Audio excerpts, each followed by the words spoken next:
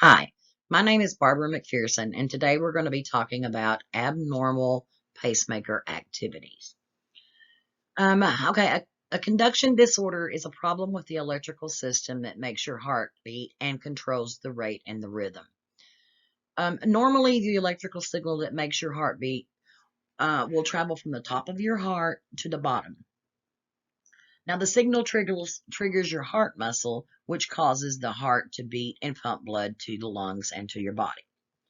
So in conduction disorders, this electrical signal either does not generate properly or it does not travel properly through the heart or both. The types of conduction disorders vary depending on where they occur in the conduction system. Certain medications can cause conduction disorders, as can conditions such as heart disease or a heart attack or genetics. In order to confirm that you have some type of conduction system, you would need to be diagnosed by a doctor. They will usually do what's called an electrocardiogram to determine if you have some kind of conduction system. The electrocardiogram is a reading of your heart's electrical activity. Conduction disorders can be treated either with medications or pacemakers or some kind of implantable cardioverter defibrillator or surgical procedures. Treatment of conduction system disorders are going to depend on the location, the type, and the severity of the disorder. Okay, so before we go into discussing abnormal conduction system, let's go back and discuss normal conduction of the heart. That way you will have a sense of what normal means as opposed to abnormal. So the heart has the unique ability to have its own conduction system. So what this means is that the heart can produce an action potential without any assistance from the nervous system. This is due to autoarrhythmic cells in the heart. Now, the conduction system of the heart is controlled by several structures in the heart. These structures are the sinoatrial node, or SA node, which is at the top section of the heart in the atrium. The atrioventricular node, or AV node, which is at the bottom of the right atrium. The bundle of His, which kind of goes off of the AV node, and then it will go into what's called bundle branches, which are run down the interventricular septum, and there's two of them, left and right. And then the Purkinje fibers, which are an extension that comes off of the bundle branches and come out into the myocardium of the heart. So each cell in your heart has different rates of depolarization, which means that they have different rates of action potentials. Okay, so the SA node, which is always referred to as your natural pacemaker in your heart. And it's called this because it produces between 70 to 80 action potentials per minute. Okay, the next structure, the AV node, produces between 40 to 60 action potentials per minute. The bundle of His and the Purkinje fibers produce between 20 to 40 action potentials per minute. So all three of these structures then are your autorhythmic cells. So the pathway for normal conduction starts at the SA node, which again is located at the top of the right atrium near the superior vena cava. Now, this node, again, sets the pace for the heart rate because it can produce an action potential faster than the rest of the other structures. Excuse me. So the SA node then is responsible for generating the electrical signal that depolarizes the cardiac muscle. This depolarization causes the contraction of the right and left atria. The signal will then travel from the SA node to the AV node, which is located in in the lower right atrium, close to the septum. Now, the signal from the SA node to the AV node will be delayed for a fraction of a second, and this is so that the atria has time to empty all of the blood before the contraction stops.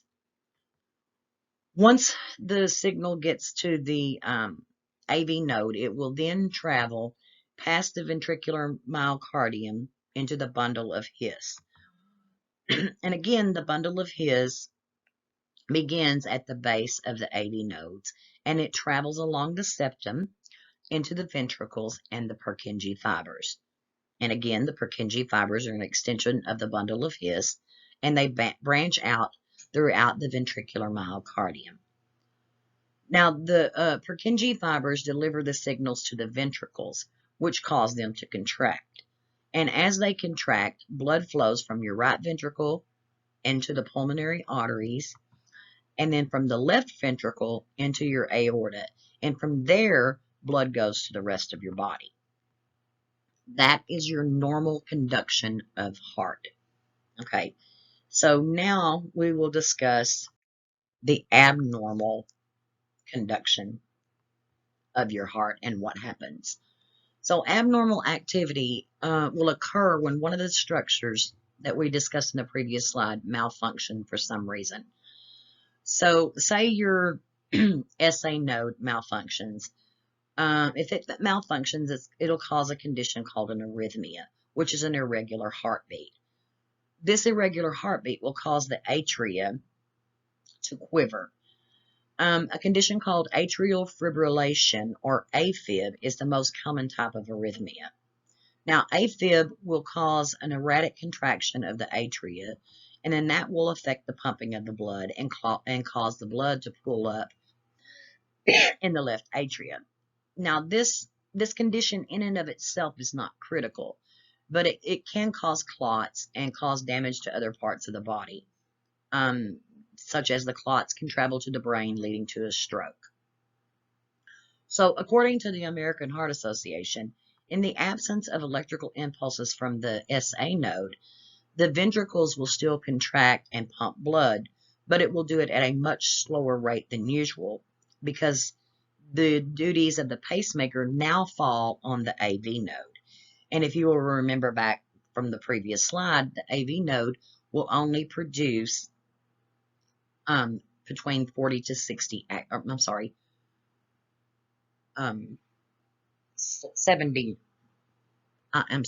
50 action potentials per minute, as opposed to the 70 action potentials per minute produced by the SA node. Okay. So if you have an issue, though, with your AV node being blocked for some reason, some failure due to your AV node, this is a way more serious condition. So when the AV node is blocked, the signal that's coming from the SA node will not reach the AV node.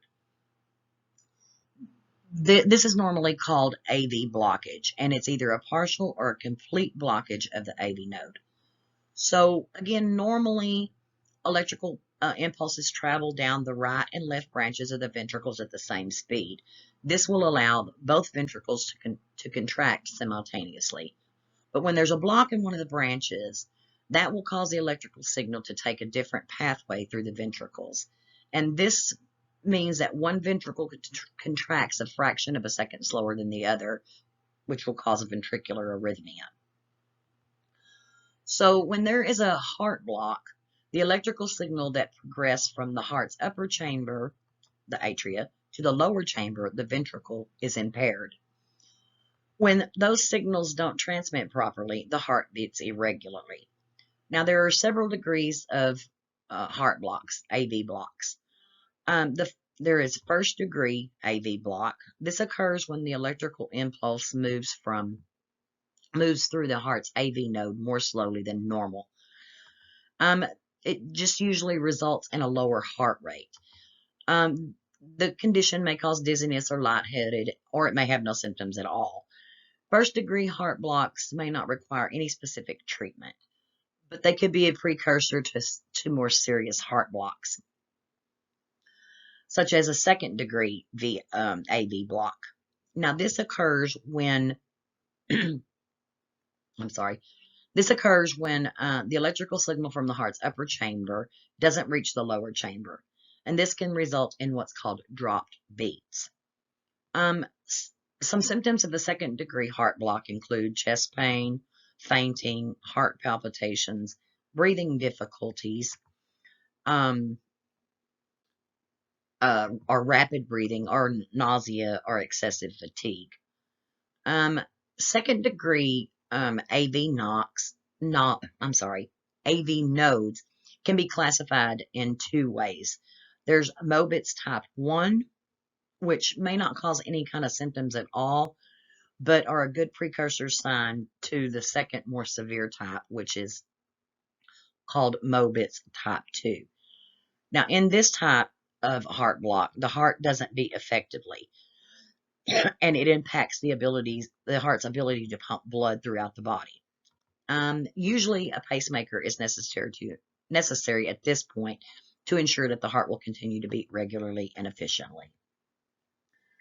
A third block, the third AV block, is a complete heart block, and this means that the electrical signal can't pass at all from the heart's upper chambers to the lower chambers. And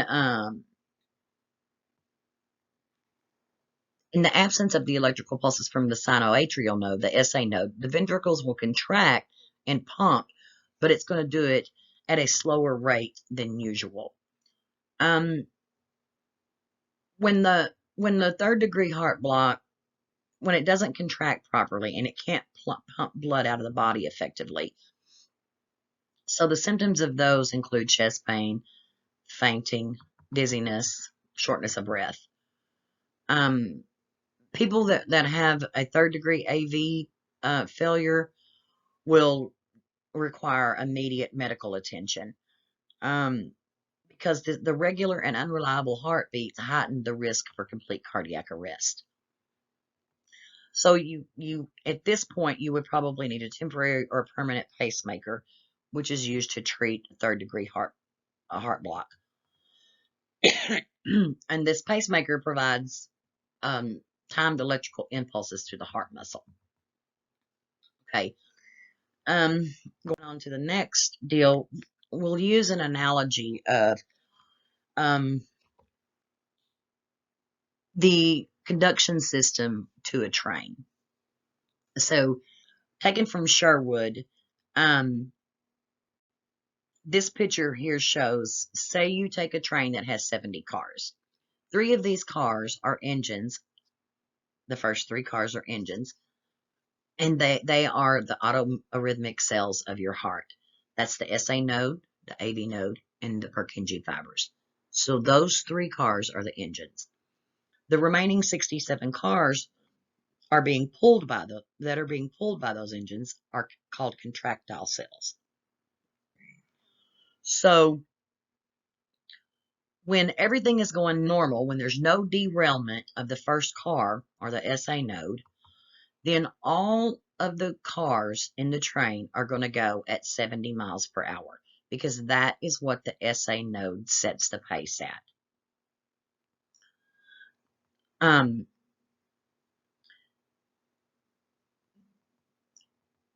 So if something happens and the first car, the SA node, derails, say, that train derails. The second engine in the train, the AV node, it will take over as the leader and pull the rest of the cars. But instead of going 70 miles an hour, it's going to go 50 miles an hour, because that is how fast, that is how many action potentials that the AV node will produce. Slower than the SA node, but it will take over and pull the rest of the train at 50 miles per hour. Okay. The next picture, say you have, here we go, the AV node derails, okay? We're going to have an AV node blockage. So if the second engine derails, then conduction becomes blocked between the atria and the ventricles. And since the SA node is still firing, the first engine will travel at a rate of 70, but the remaining cars will be pulled by the last engine at 30 miles. The last engine is the bundle of His and the Purkinje fibers. It's going to start pulling the rest of the train now. It's going to, however, pull it at a slower rate because the bundle of His and the Purkinje fibers will only go 30 miles an hour due to that it won't make any action potentials faster than that. So the last two structures only produce 30 action potentials per minute. So what is happening is that the atrial cells are still beating at 70 beats per minute, but the ventricles are beating at 30 beats per minute. This is complete heart blockage, as we discussed in the last slide. So if the AV car derails, then the train is going two different speeds. The first car is going 70, but the remaining cars are only going 30. Okay, and if you look down at the last figure in this picture here, this is called an ectopic focus. An ectopic focus is where the Purkinje fibers start moving faster than the SA node and will cause what is called a premature ventricular contraction. Now, this is where a premature action potential spreads throughout the heart before the SA node can start a regular action potential. So if this continues to occur, then the pacemaker activity shifts from the SA node to the ectopic focus, and the heart will race until it resets itself. And as you can see in this picture, from this ectopic focus, the Purkinje fibers are initiated at over 140 miles per hour. So it is just zipping. It is speeding faster than the original SA node. This type of focus is usually caused from lack of sleep, excessive caffeine, or anxiety. Usually there's nothing needed surgically or medically to do about this. Usually it will reset itself, and then the SA node will go back to being the leader of the conduction system. So that's just a little analogy of comparing the conduction system to a train being pulled. Okay, so here is a picture of a pacemaker. And as we discussed in the last slide, or the previous slide before these, that if you have an AV block, type 2 Mobitz block, or a third degree block, then you will need a pacemaker to step in and do the job of what your SA node or AV node will normally do. So a pacemaker is a small device that is placed in the chest to help control the heartbeat. It is used to prevent the heart from beating too slowly. So implanting a pacemaker in the chest requires a surgical procedure. Depending on the condition, you could have several types of pacemakers. Excuse me. So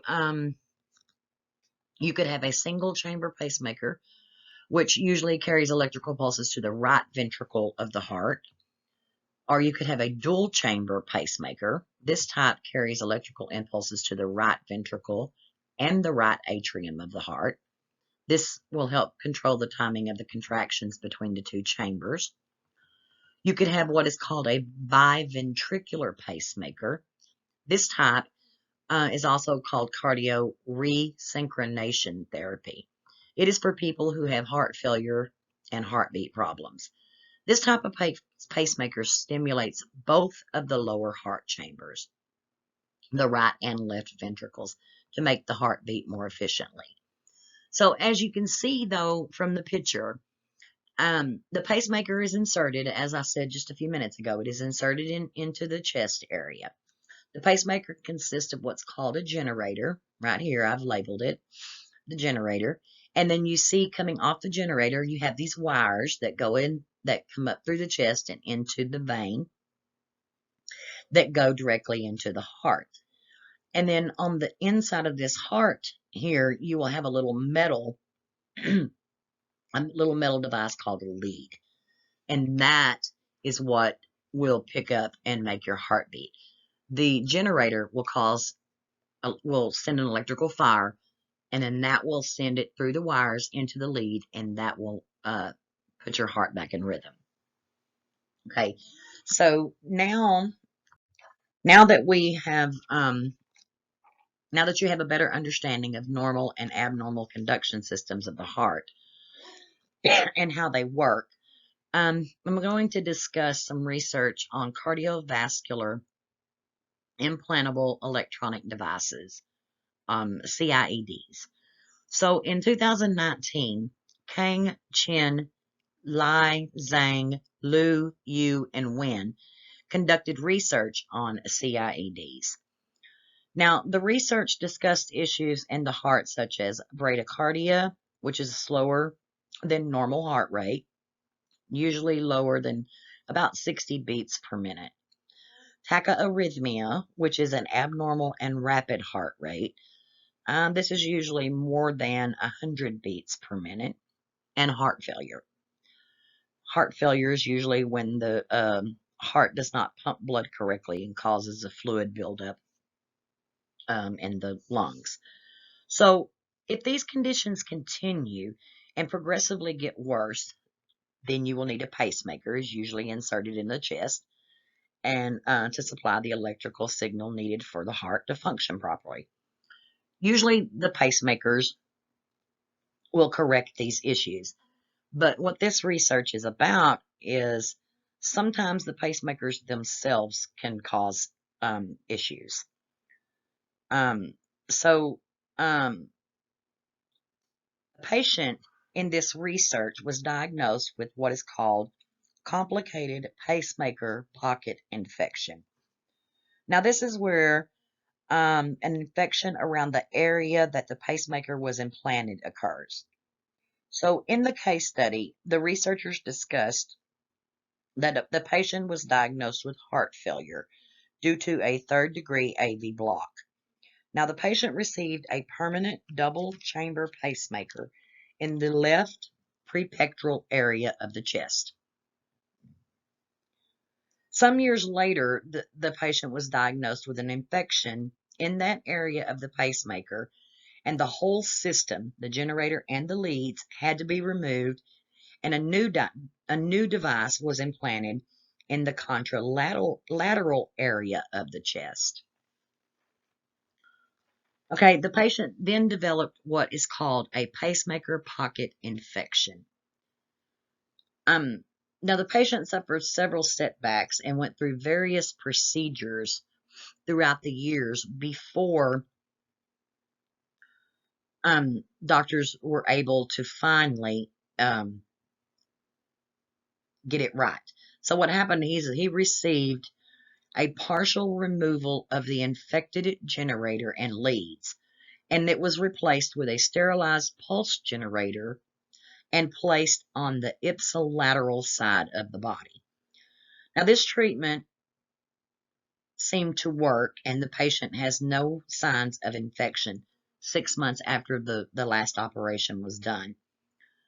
So you can see from this picture that the moving of the pacemakers, they moved it from this side to that side, moved it from the prepectoral area to the contralateral area, and then to the ipsilateral area of the chest. The patient refused to have everything removed, so they just did a partial and moved it to a different portion of the body, which seemed to work and cured the problem because the patient didn't have any more infection. So the study was just basically showing that even though the pacemaker was placed to help the patient. Instead, it caused problems itself. And just moving the pacemaker from one area to another area seemed to work. The research did not discuss why this was so. I think probably you would need further research on why it moved from one place to the next and it worked. Why there was infection in the original, why there was infection in the second area, but no infection in the last area. So I think more research needs to be done on that to firmly conclude why that is. But um, I want to thank y'all for listening, and I hope you learned a little bit about the conduction systems of the heart and how to get treatment for it, and to always check with your doctor and keep your health safe, because heart health is very important. Thank you. I'm sorry. Yeah, and that's what the research is about.